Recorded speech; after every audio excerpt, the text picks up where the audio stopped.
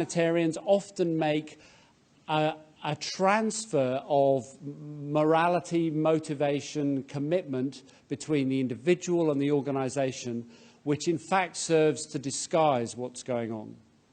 So this room is full of people, practitioners, scholars and others, who are deeply committed, deeply ethical people who have been motivated in their careers and in their work by a desire to help other people, to care for other people. But that's not what humanitarian organisations are about. That's not what the global humanitarian industry is about. So it's a kind of alibi we have because we know so many people who are deeply committed and involved at an operational level that the regime that we see globally somehow has at its core those values. Okay? Save the Children is $1 billion a year business that's now globally branded.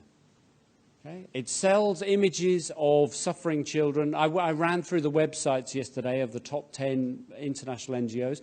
Think how many analyses there have been in the last 10, 20, 30 years about the use of images of children. 8 of the 10 have images of black children in situations of poverty or suffering on them.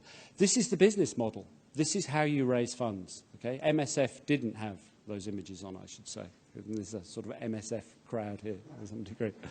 But it's a business model. Now, it doesn't mean that they're not doing some good things with this money, but the weight of the organisation is in a global policy structure run by someone, Jasmine Whitbread, who prides herself on the MBA that she has and on her business experience. It's run as a business. That's the reality about these global international governmental organisations. And it's one strategy for survival for global humanitarian NGOs because there's money in suffering. Okay? Because the poor, the suffering, can be subject to strategies of accumulation. Not profits in the narrow sense. Think about it more like Bourdieu's cultural capital.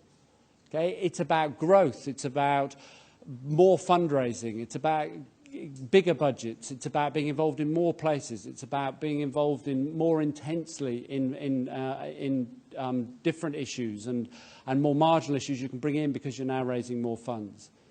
Okay? But it's part of this general middle-class political economy of philanthropy and humanitarianism. Okay?